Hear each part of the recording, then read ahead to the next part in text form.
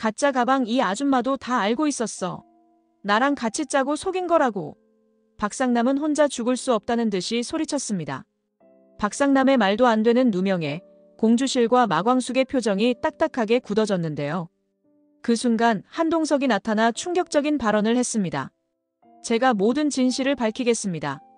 한동석의 활약으로 마광숙이 박상남의 마수에서 벗어나고 두 사람이 서로의 마음을 확인하게 된다는 이야기를 전해드리려고 해요. 그 전에 오늘도 보러 와주셔서 감사합니다. 여러분들의 가정에 평안과 행복이 깃들기를 바라며 독수리 오형제를 부탁해 리뷰 시작하겠습니다. 어둑해진 저녁 무렵 공주실은 핸드폰이 요란하게 울리는 소리에 눈살을 찌푸렸습니다. 화면에 뜬 이름은 박상남이었습니다. 갑작스럽게 연락을 끊었던 그가 왜 다시 전화를 한 건지 불안감이 밀려왔습니다. 그러나 받지 않고는 넘어갈 수 없었습니다. 여보세요? 뭐야 갑자기. 목소리는 최대한 차분하게 유지하려 했지만 이미 가슴은 콩닥거리고 있었습니다. 제 가방 돌려주세요. 지금 당장. 그 말에 공주실의 손에서 전화기가 미끄러질 뻔했습니다. 얼마 전 박상남이 이것저것 준다며 가져왔던 고급스러워 보이는 가방. 공주실은 그게 필요 없다고 생각해 중고가게에 팔아버렸습니다. 그러나 그는 이 사실을 알 리 없었습니다. 가방? 무슨 말이야? 나 진짜 모르겠어. 잘 모르긴요? 분명히 갖고 계시잖아요. 낼름 받아놓고 잠수 탈 생각은 아니겠죠? 공주실은 심장이 쿵쿵 뛰었습니다. 이미 팔아넘긴 걸 어떻게 해명해야 할지 막막했습니다. 게다가 박상남이 이렇게까지 흥분하는 이유를 알 수 없어 더 괴로웠습니다. 그 가방은 네가 굳이 줬잖아. 그건 광숙 씨랑 잘 되게 해달라고 그런 거고 이젠 아니잖아요. 지금 당장 현금으로라도 보상하든가 그 가방 찾아오세요. 공주실은 순간 이미 중고가게에 팔았다고 털어놓을 뻔했습니다. 하지만 그 말이 나가면 일이 더 커질 것 같았습니다. 술도가 식구들이 알게 되면 또 얼마나 시끄러워질지 뻔했기 때문입니다. 아직은 시간이 필요했습니다. 좀만 기다려. 내가 알아볼게. 전화가 끊기자 공주실은 가슴을 쓸어내리며 복도를 서성였습니다. 왜 저렇게 가방에 집착하는 걸까? 혹시 거기에 중요한 서류나 물건이 들어있었나? 온갖 생각이 스쳐 지나갔습니다. 다음 날 공주실은 애써 평온한 척 식구들 앞을 지나갔습니다. 하지만 얼굴에는 긴장감이 역력했습니다. 집안에서 마광숙이나 다른 이들이 왜 그렇게 표정이 안 좋으세요? 라고 물을까봐 마음이 조마조마했습니다. 박상남이 다시 전화를 걸어올 때마다 핸드폰이 울리는 소리에 심장이 덜컥 내려앉았습니다. 속전속결로 해결해야 해. 중고가게에서 가방을 다시 사올 수 있다면 사와야 하나? 그런 생각으로 머리가 복잡해진 공주실은 결국 혼자 술도가 뒤편에 나가 한숨을 내쉬었습니다. 아 진짜 복잡하게 됐네. 공주실은 문득 그 가방을 중고거래로 넘길 때 이상하게도 가게 주인이 이거 진짜일까요? 라고 물었던 장면이 떠올랐습니다. 혹시 진품이 아니었나? 아니면 안에 정말 비밀스러운 뭔가가 들어있었나? 여태까지 가방을 열어보지도 않았던 게 후회되기 시작했습니다. 불안감은 점점 커져만 갔습니다. 언제 또 가방을 내놓으라며 소리를 지를지 모를 박상남의 전화를 떠올리면 마음은 더 깊은 소용돌이 속으로 빠져들었습니다. 공주실은 그가 가만히 있지 않을 거란 예감이 들었습니다. 술도가 식구들에게까지 이 문제가 알려지면 또 다른 파장이 밀려올 텐데 어떻게든 그 전에 막아야 한다는 절박함이 들었습니다. 큰일이네. 정말 큰일이야. 공주실은 스스로에게 조용히 중얼거렸습니다. 며칠 뒤 공주실은 중고가게에서 다급한 연락을 받았습니다. 그 가방 구매자가 무섭게 환불을 요구하고 있으니 빨리 한번 와달라는 내용이었습니다. 사건이 점점 커지고 있다는 느낌에 공주실은 복잡한 마음으로 발걸음을 재촉했습니다. 중고가게 안의 분위기는 심상치 않았습니다. 구매자는 팔짱을 낀 채 눈을 번뜩이며 공주실을 기다리고 있었습니다. 이 가방 짝퉁 아니에요? 정품 감정 맡겨봤더니 확실히 가짜래요. 공주실은 속으로 어쩐지 하는 생각이 스쳤습니다. 처음부터 이 가방이 진짜 명품인지 확실치 않았던 것도 사실이었습니다. 그러나 입 밖으로 내지 않았을 뿐이었습니다. 아, 죄송해요. 제가 선물로 받은 거라 진짜인지 몰랐어요. 근데 갑자기 이렇게 환불 얘기하시면 당연히 환불해야죠. 명품이라 믿고 산 건데 이게 짝퉁이라니요. 완전 속은 기분이에요. 지금 당장 돈 돌려주시든가 아니면 고소할게요. 고소라는 단어에 공주실은 뒷골이 뻐근해졌습니다. 이미 박상남 문제로 골치가 아픈데 이런 상황까지 터지다니 앞이 캄캄했습니다. 잠깐만요. 조금만 시간 주세요. 받은 가격 그대로 환불해드리는 건 괜찮은데 지금 당장은 현금이 없어서요. 구매자의 눈빛은 한층 더 싸늘해졌습니다. 하루 안에 주셔야 해요. 안 그러면 경찰서 갑니다. 공주실은 속으로 경찰서라니 이게 정말 내 인생에 맞는 일인가 하는 자괴감이 들었습니다. 예전엔 상상도 못했을 일들이 눈앞에서 벌어지고 있었습니다. 마치 연달아 재앙이 닥치는 기분이었습니다. 가게를 나서자마자 공주실은 길 모퉁이에 서서 한숨을 쉬었습니다. 이제 어쩌지 술도가 식구들이 알면 큰일인데. 이미 일부는 눈치를 채고 있었습니다. 중고가게에서 사고가 났다는 소문이 흘러나오고 있었고 공주실이 초조한 기색을 감추지 못하니 다들 의아해하고 있었습니다. 그날 저녁 집안에서도 심상찮은 분위기가 감돌았습니다. 식구들 사이에 요즘 왜 이렇게 어수선하지? 하는 말이 오갔고 공주실은 최대한 태연한 척했지만 눈이 마주칠 때마다 가슴이 철렁했습니다. 가방 구매자는 무섭게 압박해오고 있었으며 환불을 요구하는 그 금액이 결코 만만치 않았습니다. 차라리 솔직하게 말하고 도움을 청해야 하나 하는 생각이 들기도 했지만 그러기엔 아직 박상남과의 관계가 걸림돌이었습니다. 그가 유독 이 가방에 집착하는 이유도 풀리지 않았고 식구들이 알게 되면 곤란한 과거사가 튀어나올 수도 있었습니다. 공주실은 방으로 들어와 창가에 멍하니 서 있었습니다. 미세하게 떨리는 손을 보며 난 이렇게 약한 사람이었나 하고 스스로를 자책했습니다. 가방 한 번 잘못 받았다가 이렇게까지 일이 커질 줄 누가 알았어. 눈앞의 풍경이 흐릿해지며 점점 더 막막함이 몰려왔습니다. 며칠 후 결국 현실은 최악의 방향으로 치달았습니다. 그 가방 구매자가 실제로 고소를 접수한 것이었습니다. 경찰서에서 전화를 받은 공주실은 온몸이 굳어버렸습니다. 출두하셔야 합니다라는 말이 귀에 꽂힐 때마다 심장이 덜컥 내려앉았습니다. 집을 나서려는데 마광숙이 마당에서 기다리고 있었습니다. 엄마, 요 며칠 왜 그래? 얼굴이 안 좋아 보여. 마광숙의 눈빛은 걱정으로 가득 차 있었습니다. 평소 잔소리만 하던 공주실이 요즘 들어 초조해하고 웅크린 듯한 모습이 낯설었던 것입니다. 됐어. 너 신경 쓸 거 없어. 잠깐 나갔다 올 일 있어. 그냥 네 일이나 챙겨. 그 순간 마광숙의 핸드폰이 울렸습니다. 경찰서 앞에 기자들이 몰려있다는 소식이 전해졌습니다. 이미 소문이 빠르게 퍼지고 있는 듯 했습니다. 독수리 술도가의 공주실, 명품 가방 사기 혐의로 입건 같은 자극적인 키워드가 돌아다니고 있다는 것이었습니다. 뭐? 엄마, 이게 무슨 말이야? 경찰서엔 왜 가는데? 기자들까지 와 있다던데? 공주실은 순간 숨이 턱 막혔습니다. 딸에게만큼은 이 진실을 숨기고 싶었지만 상황은 그렇게 흘러가 주지 않았습니다. 그냥 누가 준 가방을 팔았는데 그게 문제가 됐어. 고소당한 것 같아.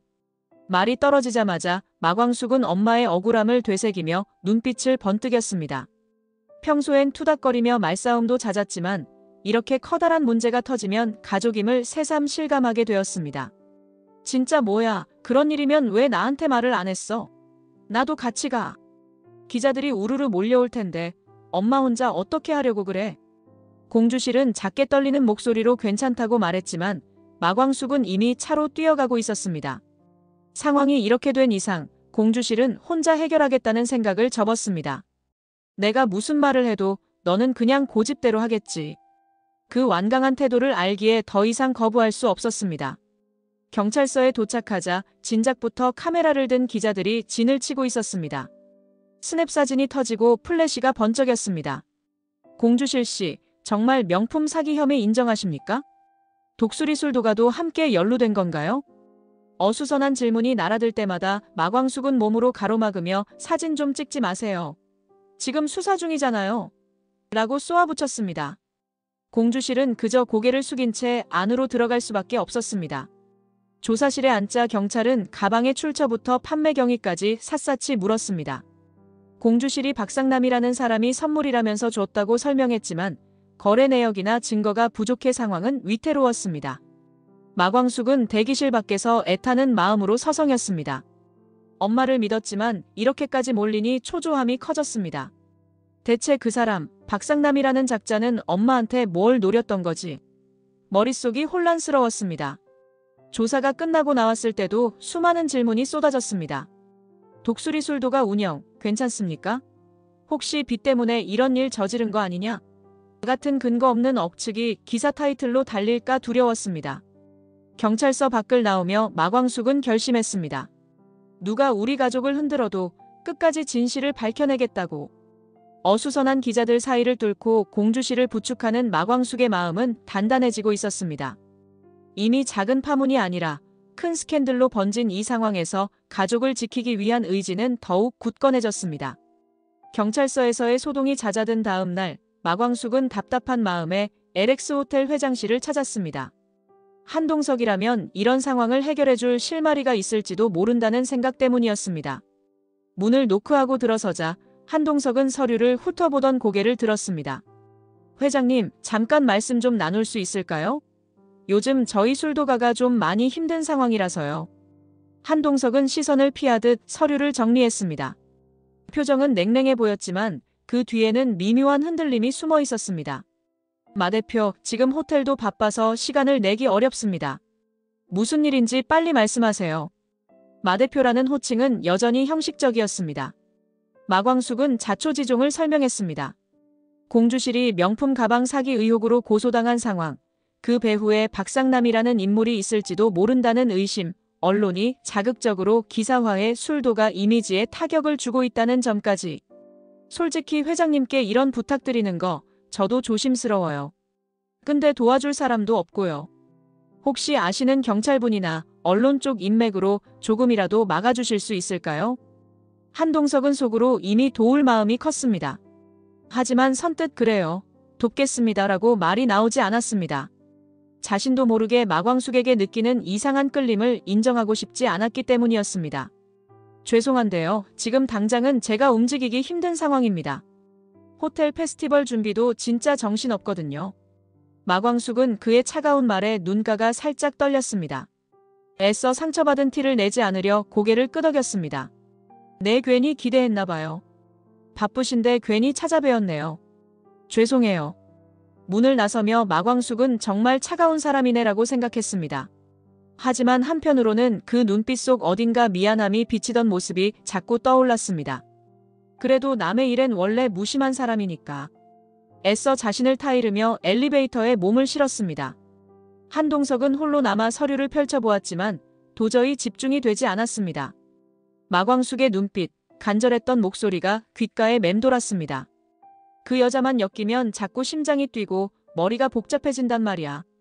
그는 이 묘한 감정을 통제하기 위해 일부러 더 서류에 매달렸습니다. 그러나 컴퓨터 화면을 봐도 종이 문서를 읽어도 계속해서 마광숙의 표정이 떠올랐습니다. 내가 왜 이렇게 흔들리는 거지? 일을 더 미루면 안 되는데. 그는 속으로 궁리를 하다가 결국 자리에서 벌떡 일어났지만 이내 자리에 주저앉았습니다. 도와주면 또 마음이 허락되는 것 같고 외면하자니 괜히 죄책감이 든다. 그는 호텔 유리창 밖을 바라보았습니다. 바쁘다는 이유로 선을 그었지만 솔직히 그렇게 선을 긋는 스스로가 못마땅했습니다. 그날 밤 한동석은 늦게까지 사무실 불을 끄지 않았습니다. 고유한 문서 더미 속에서도 한 여성의 울적한 눈빛이 떠나지 않았기 때문이었습니다. 어떤 길을 택해야 할지 혼란스러움에 휩싸인 채 회장실의 불은 늦게까지 환하게 켜져 있었습니다. 며칠 후 경찰 조사는 점점 깊어졌습니다. 중고가방 판매 사건이 일파만파 커지면서 공주실에게도 여러 차례 출석 요구가 날아왔습니다. 이번에는 수사관들이 직접 나서 가방 제공자가 누구였느냐 정확히 밝혀라며 강하게 밀어붙였습니다. 결국 공주실은 심각한 표정으로 조사를 받으며 마침내 모든 사실을 털어놓았습니다. 그 가방 사실 박상남이라는 사람이 우리 딸한테 잘해보겠다고 준 거예요. 결혼 얘기 어쩌고 하면서 나 짝퉁인 줄 진짜 몰랐어요. 수사관들은 눈빛을 교환했습니다. 이미 이 사건의 배후에 박상남이라는 인물이 있다는 첩보를 쥐고 있었기 때문이었습니다. 좀 더 자세히 말씀해 주시겠어요? 어떻게 받으셨고 왜 딸 결혼 얘기가 나왔는지요? 그 사람이 처음엔 술도가 후원한다느니 우리 딸이랑 잘 되면 든든하게 해주겠다느니 좀 호탕하게 굴었거든요. 나도 막내딸 결혼 문제로 고민이 있어서 혹시 괜찮은 사람일 수도 있겠다 싶었어요. 수사관들은 메모를 빠르게 적으며 고개를 끄덕였습니다. 그러니까 박상남 씨가 가방을 줬고 공주실 씨는 그걸 중고로 팔았는데 그게 짝퉁이었다는 거죠? 네, 맞아요.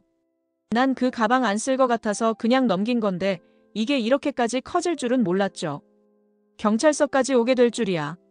진술이 끝나자 경찰은 박상남 쪽으로 더 수사를 확대하기로 했습니다.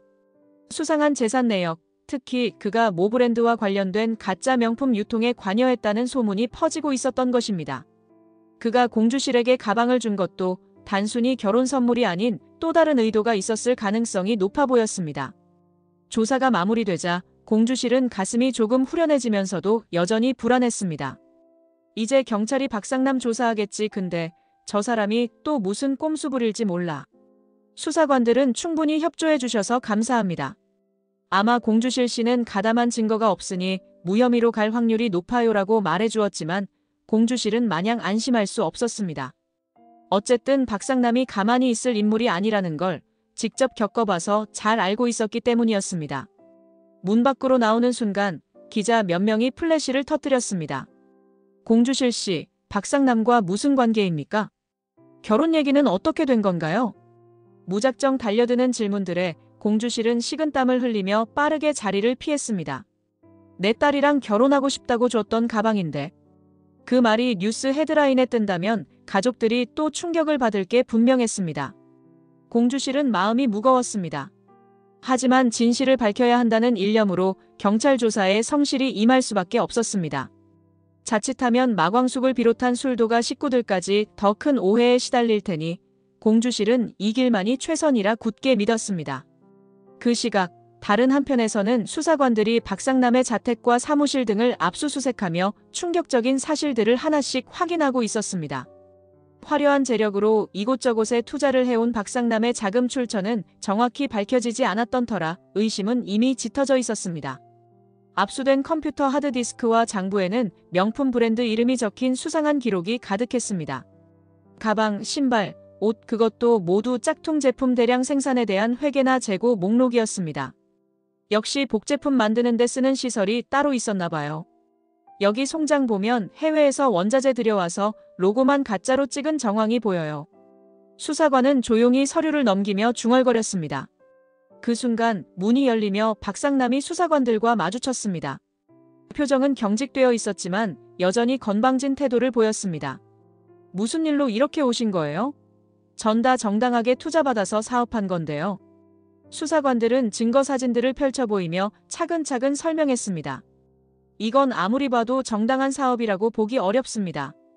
명품 브랜드마다 시리얼 넘버를 위조한 흔적이 있고 유통 경로도 일반 창고가 아니라 비밀 공장으로 돼 있네요.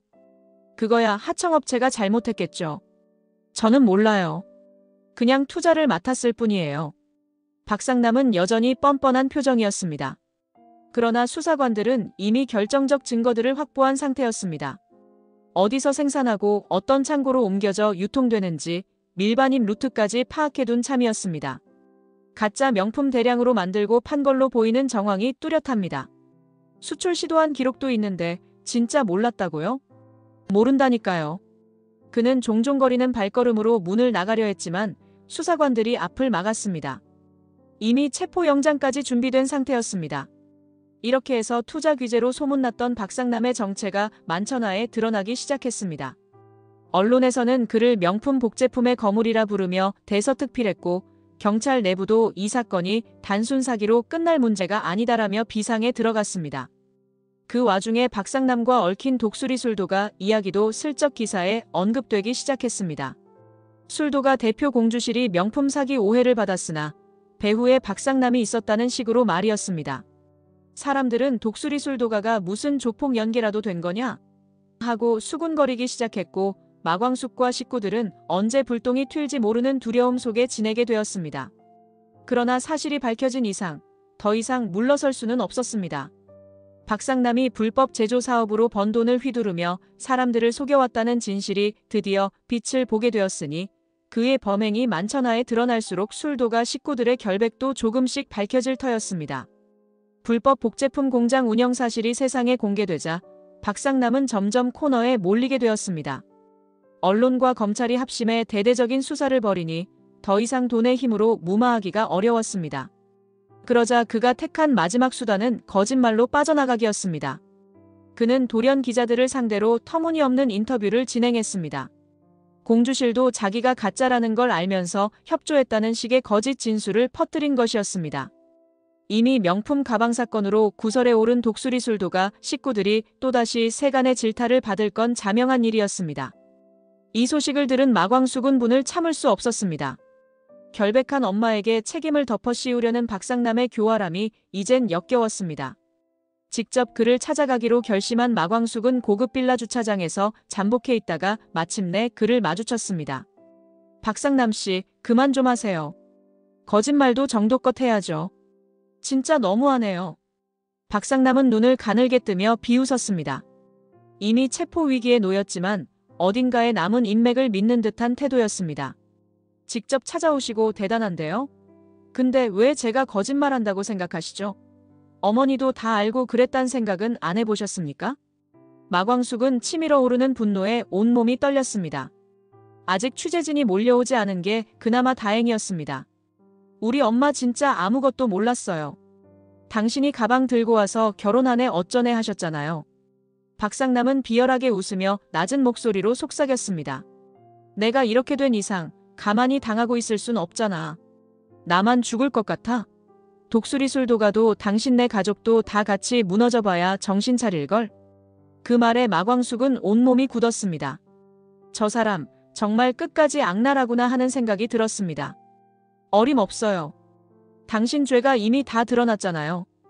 박상남은 코웃음을 치며 차문을 열었습니다. 그래요. 끝까지 버텨봐요. 나도 기자들 부르고 더 시끄럽게 해볼 테니까.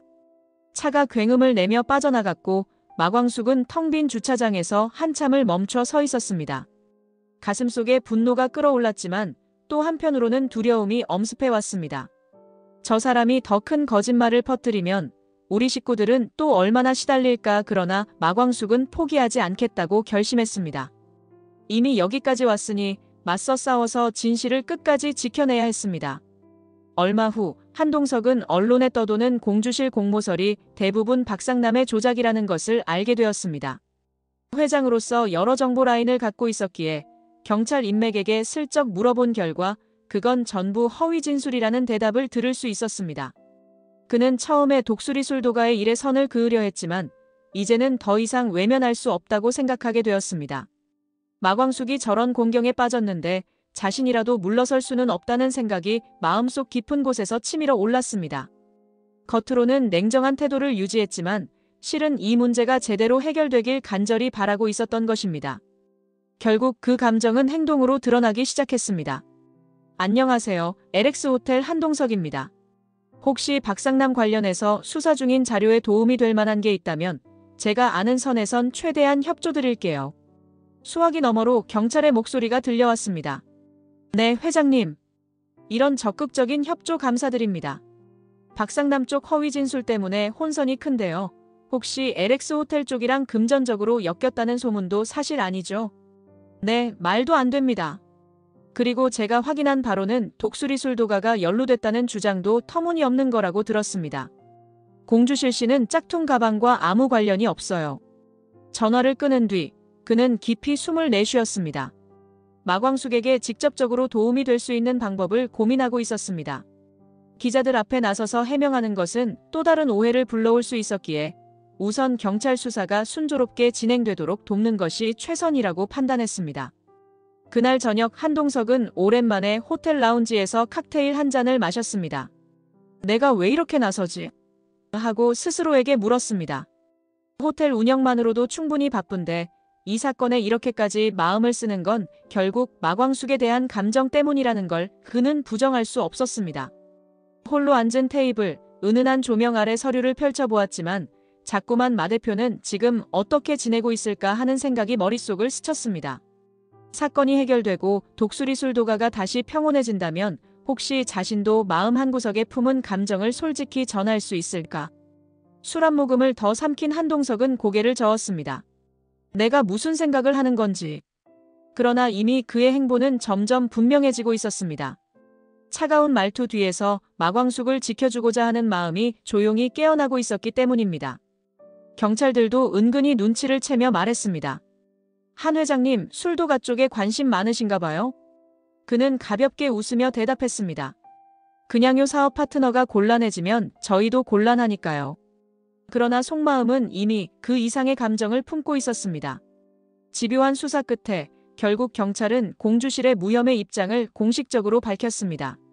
공주실이 가짜 명품이라는 걸 몰랐다는 증언과 자료가 충분했고 중고 거래 내용도 단순 처분으로 확인된 것이었습니다. 오해 풀려서 정말 다행이에요. 그동안 많이 힘드셨죠? 경찰의 말에 공주실은 안도의 한숨을 내쉬었습니다. 정말 감사해요.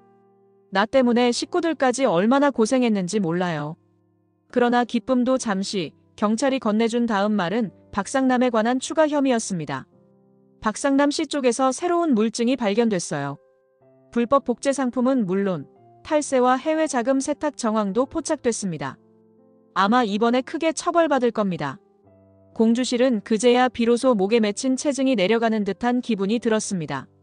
나를 꿰어내더니 결국 자기 범죄 덮으려던 거였잖아 생각하니 허무함과 분노가 다시 밀려왔습니다. 며칠 뒤 언론은 대서특필했습니다. 명품 복제품 거물, 박상남 추가 혐의 적발. 공주실 씨 무혐의. 이 제목과 함께 독수리 술도가 제기 가능성 높아라는 기사들이 쏟아졌습니다. 공주실은 신문 기사를 읽으며 이제 좀 평온해질 거라고 생각했습니다. 하지만 이미 사람들 입에 오르내린 상처는 쉽게 아물지 않았습니다. 내가 이 나이에 별꼴을 다 당하네. 혼잣말을 중얼거리던 찰나 마광숙이 다가왔습니다. 엄마, 무혐의 확정됐대. 진짜 다행이야. 공주실은 서류를 내려놓고 작게 미소 지었습니다. 그래, 너도 고맙다. 네가 경찰서 같이 다녀주고 여기저기 돌아다니면서 해명도 해줘서 그 덕에 내가 버틴 거야. 괜히 서로 눈이 마주치자 어색한 듯 시선을 피했지만 두 사람 사이에는 안도감이 은은히 맴돌았습니다. 술도가 식구들도 이제야 한숨 돌리겠다며 공주실에게 마음 편히 지내시라고 권했습니다. 그러나 공주실은 속으로 생각했습니다. 상처란 게 한번 주위 사람들이 다 알게 되면 쉽게 아문다고 해도 흉터는 남는 법이겠지. 그래도 이젠 억울함에서 벗어났다는 사실 하나만으로도 충분히 위안이 되었습니다. 며칠 후 경찰은 박상남에게 새로운 구속영장을 청구했습니다. 사실상 그의 범죄는 점점 더 선명하게 드러났고 무거운 형량을 피하기 어려울 전망이었습니다. 기울어진 저울은 완전히 그의 쪽으로 쏠려 있었습니다. 공주실은 조용히 창가에 앉아 차를 마시며 혼잣말했습니다. 결국 진실은 밝혀지는 법이지. 마음 한구석에 남았던 죄책감이 사르르 녹아내리는 듯한 느낌이었습니다. 공주실의 무혐의가 확정되자 독수리 술도가에는 모처럼 평온한 기운이 감돌기 시작했습니다. 그러나 마광숙은 아직 박상남의 악의적인 언론 플레이의 여파를 지워내느라 분주했습니다. 그런 와중에 뜻밖에도 한동석이 조용히 술도가를 찾아왔습니다. 오랜만에 마주 앉은 두 사람 사이엔 어색한 공기가 흘렀습니다. 회장님께서 여길 직접 오시다니 무슨 바람이 불었나 봐요. 한동석은 괜히 목을 한번 극적이고 입술을 앙다물었습니다. 이내 말을 꺼냈습니다. 실은 박상남 사건 관련해서 제가 경찰 쪽에 도움을 조금 줬습니다. 그동안은 바쁘다고 외면한 것처럼 해서 죄송합니다. 그 말에 마광숙은 눈을 크게 떴습니다. 그동안 경찰 수사가 빠르게 진전된 이유가 혹시 한동석의 움직임 때문이었을까? 퍼즐이 맞춰지는 듯한 느낌이 들었습니다. 도우셨다고요? 언제요? 아, 혹시 그동안 수사 빨리 진행된 게. 한동석은 시선을 내려 깔았습니다. 처음엔 그냥 사업 파트너가 힘들어지면 안 되겠다 싶었어요. 근데 솔직히 마 대표가 고생하는 걸 보니까 마음이 자꾸 쓰이더라고요. 마광숙은 잠시 말을 잇지 못했습니다. 차갑고 냉정한 사람이라 여겼던 그 입에서 마음이 쓰였다는 표현이 나오자 묘한 따뜻함이 가슴에 밀려왔습니다. 사실 저도 회장님이 아무 관심 없다고만 생각하진 않았어요. 그래도 이렇게 직접 말씀해 주시니 조금 놀랍네요. 한동석은 한 박자 쉬고 고백하듯 낮은 목소리로 말을 이었습니다. 마 대표 보면 심장이 뛰고 머리가 복잡해져요. 부정해보려고 했는데 이제는 굳이 숨기고 싶지 않네요. 마광숙은 그대로 굳어버렸습니다. 분명 일로만 엮였다고 생각했던 두 사람이 어느샌가 감정의 소용돌이를 공유하고 있었던 것입니다. 회장님, 저도 좀 당황스럽긴 한데요. 사실 그동안 많이 기대했어요. 회장님이 좀 도와주시지 않을까 마음속으론 많이 바라고 있었거든요. 티는 안 냈지만 두 사람은 어색하면서도 서로를 바라보며 미소를 지었습니다. 그동안 얽혀있던 오해와 복잡한 감정, 그리고 사건의 뒤엉킴 속에서 싹트고 있던 마음이 이제 막 터져나오는 순간이었습니다. 밖에서는 시끌벅적한 작업 소리가 들려왔지만 두 사람 사이엔 포근한 정적이 흘렀습니다. 한동석은 조심스럽게 마광숙의 손을 잡았습니다. 이제 거짓말 안 할게요. 제 마음 그냥 솔직하게 말하겠습니다. 그러자 마광숙도 살며시 손을 맞잡으며 고개를 끄덕였습니다. 그 어느 때보다 솔직하고 단순한 두근거림이 서로의 가슴에 고요히 물결쳤습니다. 시간이 흘러 박상남은 법정에 섰습니다. 불법 복제와 명품 유통, 탈세 등 수많은 혐의가 결합된 만큼 중형이 예상되는 상황이었습니다. 하지만 마지막까지 그는 뻔뻔한 태도를 버리지 않았습니다. 공주실 씨도 다 알면서 나 이용한 거예요. 저쪽 사람들도 다 똑같았다니까요. 고 주장했습니다. 방청석에서 지켜보던 이들은 모두 기가 막혀 말을 잇지 못했습니다. 검찰은 방대한 증거 자료를 제시하며 그의 주장을 조목조목 반박했습니다. 피고인이 주장한 내용은 대부분 허위로 확인됐습니다.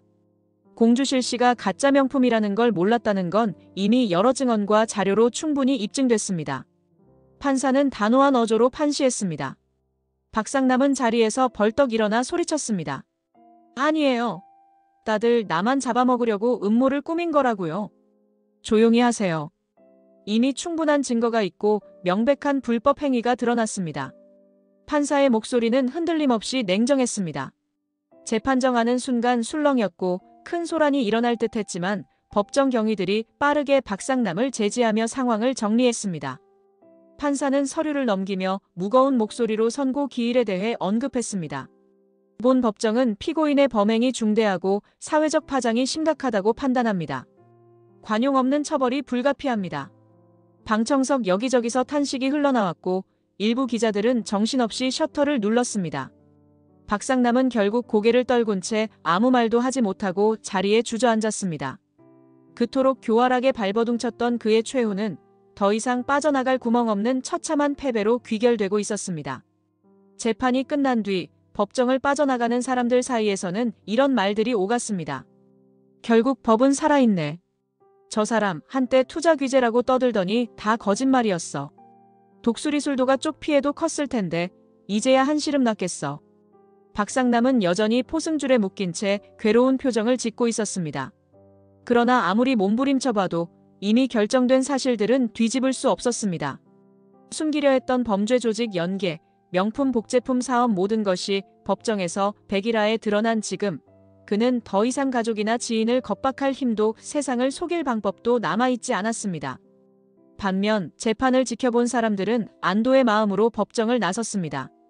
억울한 누명을 벗은 공주씨를 비롯해 독수리 술도가 식구들도 마침내 깊게 패인 상처에 작은 숨통을 틔울 수 있게 되었습니다. 그럼에도 상처는 남았지만 결국 진실은 살아남았다는 것. 그 하나만으로도 누군가의 마음에 오래도록 위로로 남게 될 것이었습니다. 한바탕 거센 폭풍이 지나간 뒤 독수리 술도가는 서서히 재정비에 나섰습니다. 명품 가방 스캔들과 불법 복제품 사건이 해프닝으로 정리되자 오히려 결백하고 정직한 전통주 생산자라는 이미지가 외부에 각인되는 계기가 되었습니다. 마광숙은 한창 분주한 작업장 한가운데서 새로 개발한 막걸리 시제품을 맛보고 있었습니다. 이거 산미를 좀 더 세게 잡아도 괜찮겠어요. 지난번 장광주랑 비슷하긴 한데 이번엔 좀 더 청량한 맛을 내고 싶어요. 오천수는 옆에서 기록지를 확인하며 웃었습니다. 형수님, 요즘 진짜 감각 살아나셨네요. 계속 새 아이디어 내주시니까 술도가 분위기도 확 살아나요. 가족이 함께 모여 시음회를 열고 의견을 나누는 과정은 즐겁고도 진지했습니다. 이번 사건을 통해 식구들은 더욱 끈끈하게 뭉치게 되었고 서로의 역량을 인정하며 발전하려는 의지를 키워나갔습니다. 어느덧 장광주와 그 후속 제품들이 SNS에서 입소문을 타기 시작했습니다. 역시 독수리 술도가는 맛이 달라. 스캔들 났을 땐 좀 걱정됐는데 발효 과정이 정직해서 그런지 믿음 가더라. 이러한 리뷰들이 이어졌고 점점 판매량이 치솟기 시작하자 식구들의 얼굴엔 희망의 빛이 감돌았습니다. 이제 진짜 우리도 날아오를 때가 된 것 같아요. 예전엔 뭔 일만 생기면 술도가 그만둘까 싶었는데 이젠 그런 생각 안 들어요. 다 형수님 덕분이죠. 아니에요. 가족이 다 같이 해낸 거죠. 우리 장수 씨도 저 위에서 보면 좋아했을 거예요. 마광숙의 말에 오천수의 눈가가 잠시 붉어졌지만 곧 환한 미소가 번졌습니다. 그리고 작업장 주변에선 오흥수, 오범수, 오강수도 바쁘게 뛰어다니며 각자의 역할을 수행하고 있었습니다. 공주실은 새로운 손님 맞이에 여념이 없었고 고자동은 누룩 상태를 꼼꼼히 점검 중이었습니다. 모두가 한마음으로 술도가를 살리기 위해 일사불란하게 움직였습니다. 오장수 없이 지내온 시간이 험난했지만 이제 독수리 술도가는 또 다른 도약을 준비 중이었습니다. 최악의 스캔들을 이겨낸 경험은 그들 모두에게 자신감을 심어주었습니다. 마당에서는 박수를 치며 서로 격려하는 소리가 울려 퍼졌습니다. 오천수가 새로 만든 기획안을 프레젠테이션에 승인을 받은 모양이었습니다. 마광숙은 그 소리를 들으며 조용히 미소를 지었습니다. 그리고 작게 중얼거렸습니다. 함께라면 못할 일이 없지. 이제 진짜 날아보자. 독수리처럼. 모든 소동이 마무리되고 독수리 술도가는 평화를 되찾았습니다. 한동석 역시 한결 여유로운 얼굴로 호텔 운영에 집중하고 있었습니다. 그러던 어느 날 저녁, 그는 조용히 술도가를 찾았습니다. 마 대표, 오늘 저녁 시간 좀 있으세요? 마광숙은 살짝 당황하면서도 반가운 기색을 감추지 못했습니다. 네. 별일 없으면 괜찮아요. 한동석은 쑥스러운 듯 조용히 말문을 열었습니다. 저번에 같이 먹은 콩나물 국밥 있잖아요. 그거 다시 먹고 싶어서요. 마광숙은 피식 웃으며 고개를 끄덕였습니다. 당연하죠. 두 사람은 함께 주방으로 향해 재료를 준비했습니다. 한동석이 실수로 양념을 흘리면 마광숙이 웃으며 닦아주고 양파를 썰다가 눈이 맵다고 투덜대면 서로를 놀려댔습니다. 회장님 손 진짜 많이 가네요. 마 대표도 칼질은 영 아니시네요. 이런 농담이 오가며 부엌 안에는 따뜻한 기운이 퍼졌습니다. 국밥이 완성되어 식탁에 마주 앉았습니다. 한 숟갈 맛본 한동석은 만족스러운 표정을 지었습니다. 역시 이 맛이 그리웠어요. 회사 일 하다 보면 밥 한 끼 제대로 못 챙길 때 많거든요. 그냥 대충 드시지 말고 언제든 들르세요. 마치 부부가 식사를 나누는 듯한 따스한 분위기. 한동석은 문득 다짐이 들었습니다. 이제는 마음을 닫지 말자. 식사를 마친 뒤 그는 조용히 입을 열었습니다. 저 마 대표한테 확신이 생긴 것 같아요. 마광숙의 가슴이 두근거렸습니다. 주위를 감싸는 밤 공기가 한결 부드럽게 느껴졌습니다. 저도 이제는 알겠어요. 회장님이 왜 그런 식으로 도와주셨는지, 또 왜 가끔은 그렇게 차가웠는지도. 많이 복잡하셨겠죠. 한동석은 살짝 웃으며 대답했습니다. 이젠 안 숨기려고요. 제 감정도 이 상황도. 술도가 앞마당에서 작은 바람이 스쳐 지나갔습니다. 대청마루에 걸터앉아 함께 달을 바라보는 두 사람의 모습은 조용히 어울렸습니다. 전에는 삐걱거리던 서로의 마음이 이제는 한결 부드럽게 포개지고 있었습니다. 이번 영상 재미있으셨으면 구독과 좋아요 부탁드립니다. 구독은 저에게 큰 응원이 됩니다. 오늘도 시청해주셔서 감사합니다.